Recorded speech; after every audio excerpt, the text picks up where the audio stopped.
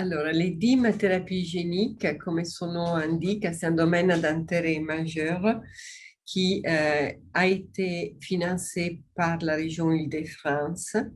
avec le but d'accélérer euh,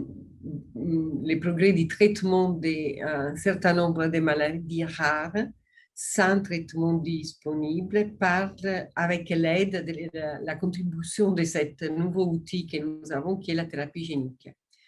Donc, pour ce faire, nous avons mis autour de ces grants que je coordonne euh, de nombreux instituts de recherche, comme l'Institut Imagine, mais aussi l'Institut de myologie de l'hôpital La Pitié-Salpêtrière, l'Institut de la vision, et énormément de centres de recherche INSERM et des associations des malades pour avoir autour de la table tous les interlocuteurs de la région Île-de-France capables d'accélérer les progrès thérapeutiques basés sur la thérapie génique pour les maladies rares, sans aucune censure pour aucune maladie rare, si on arrivait à mettre autour de la table toutes les compétences de la recherche fondamentale à la clinique.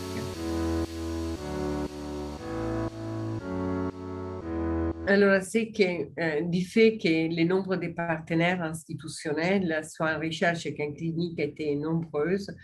mon rôle était de créer des sous-comités pour à peu près chaque spécialité, pour essayer d'animer ces réseaux, leur expliquer comment on pouvait aller, comment on pouvait choisir une maladie cible d'un traitement de thérapie génique, une maladie sans traitement satisfaisant ou avec zéro traitement, et comment on pouvait monter toutes les expériences à partir d'hygiène connus, responsables de la physiopathologie de la maladie, les modèles des animaux qui allaient avec, les démonstrations in vitro, in vivo, et comment on pouvait amener ces projets à créer d'une part de la valeur par les biais de la propriété intellectuelle et d'autre part comment on pouvait mettre les préalables pour des essais cliniques.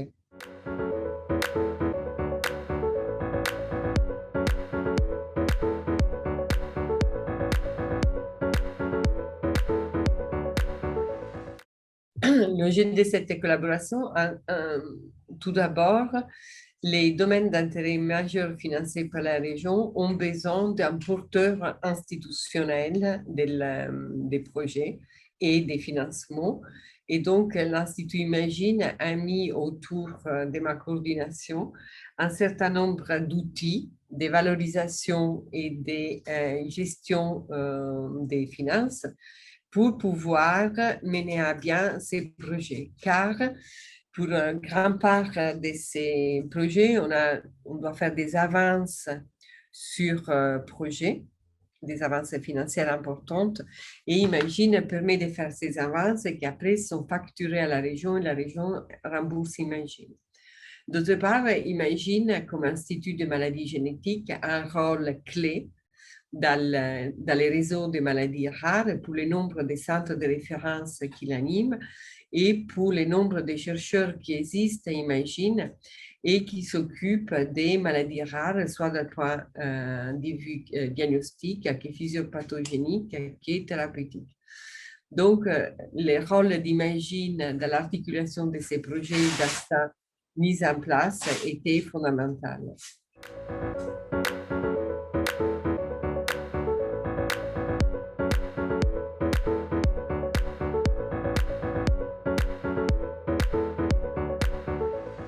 Dans notre projet, les associations des patients sont partie constitutive à des projets, que ce soit l'Association française contre la myopathie, l'Association Rétine France, la Fédération des aveugles France, l'Observatoire de la drépanocytose, les associations des patients pour les maladies de la peau, et juste pour en citer quelques-unes. Les associations de patients ont eu un rôle fondamental dans l'articulation avec nos projets scientifiques car elles ont abondé pour la finalisation d'un certain nombre de projets ou pour l'acquisition d'équipements coûteux, comme par exemple, ça a été le cas pour la mobilisation de l'association d'ERBA pour l'épidermolyse bullosa dystrophique à côté du professeur Alain Ournania, dans les solutions, par le développement des solutions pour les maladies de la peau. L'association des patients Rétine France a cofinancé dans les projets menés par exemple par le docteur Muriel Perron à l'Université de Paris-Sud, l'acquisition d'un stéréomicroscope pour injection des virus AAV. La FM Téléthon a aussi cofinancé un certain nombre d'équipements lourds pour des maladies mitochondriales ou pour la drépanocytose. Et ça, c'est les exemples qui me viennent à l'esprit, mais tout au long de ces 5 ans de coordination du DIM, les exemples sont bien plus nombreuses.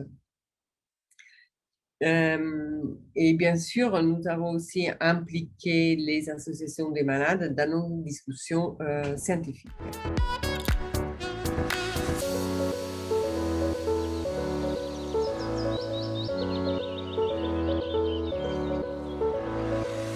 Pour nous, ces liens,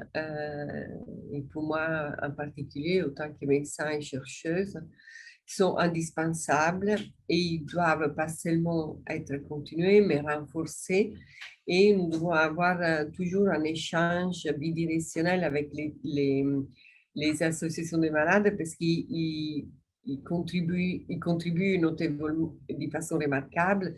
à augmenter notre réflexion et aller plus loin dans la prise en compte des symptômes qui ne sont pas seulement physiques et cliniques, mais aussi émotionnels des patients qu'on prend en charge. D'autre part, dans cette dernière année de labellisation, nous souhaitons organiser un événement dédié spécialement aux associations des malades et que nous allons inviter à nous aider et à participer dans sa élaboration et dans sa mise en musique, je dirais. C'est dialogue bidirectionnel avec l'association des malades, c'est aussi important pour la définition de nos protocoles, pour la mise en place de nos protocoles cliniques, pour être sûr de bien prendre en compte toutes les dimensions de chaque maladie. Et du fait qu'on ne peut pas être expert dans toutes les maladies, ces interactions sont fondamentales.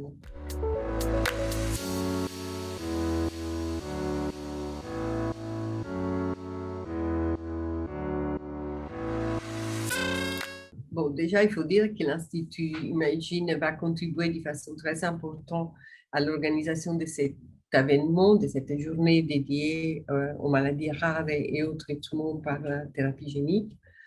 Mais d'autre part, Imagine le fait déjà à travers avec ces forums, mais aussi avec Eurodis, car l'Institut accueille le Winter School tous les ans. Et puis, d'autre part, Imagine un rôle important dans la formation aussi des PI, en essayant aussi de les habituer à intégrer les associations de malades dès le départ de leur projet. Non, je pense qu'il est important de souligner que dans ces interactions, qu'il y a vraiment un network très solide qui a été construit par l'Institut Imagine à l'égard des maladies génétiques et qui aujourd'hui arrive à intégrer toutes les spécialités, pas seulement médicales, et des recherches, mais aussi sociales, psychologiques. Et je pense que c'est cette capacité d'intégrer l'apport de chacun qui fait la force et l'originalité de cet institut.